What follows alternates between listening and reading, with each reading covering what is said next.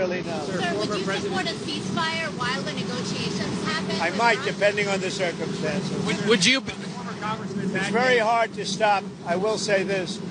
It's very hard to stop. When you look at it, Israel's doing well in terms of war. And I think you would say that Iran is doing less well. It's a little bit hard to get somebody to stop. Sir, Liam Cosgrove was your former Congressman Matt Gaetz threw out an interesting idea suggesting that if you were to broker a deal where nuclear inspectors go into both Israel and Iran, that you could win a Nobel Peace Prize, and they might even rename it the Trump Peace Prize. Did you hear those? What do you think of that? Well, they should give me the Nobel Prize for Rwanda and if you look, the Congo, or you could say Serbia, Kosovo, you could say a lot of them. You could say, the big one is India and Pakistan.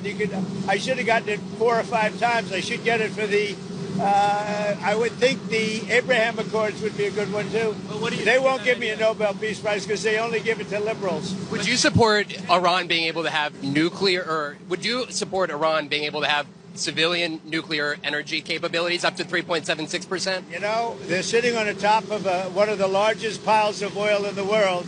I just don't know why they need that for civilian work. You know, it's one thing for certain countries to say, hey, I want to have a certain amount where I can go nuclear a little bit because we need it for electricity, we need it for air conditioners, etc.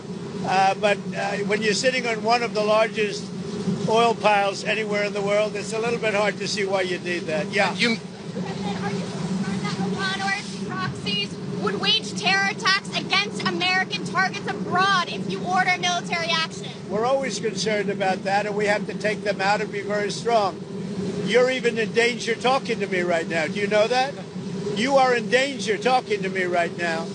So I should probably get out of here. But you guys are actually in danger. Can you believe it? One more. Is it still your expectation that NATO countries spend 5% of their GDP on defense spending? Well, I think they should do that. I don't think we should, but I think they should. We've been supporting NATO so long. In many cases, I believe paying almost 100% the cost. So I don't think we should, but I think that the NATO countries should, absolutely. If it's like Spain decides not to? Well, NATO's going to have to deal with Spain. Spain's been a very low payer. They were always a very low payer.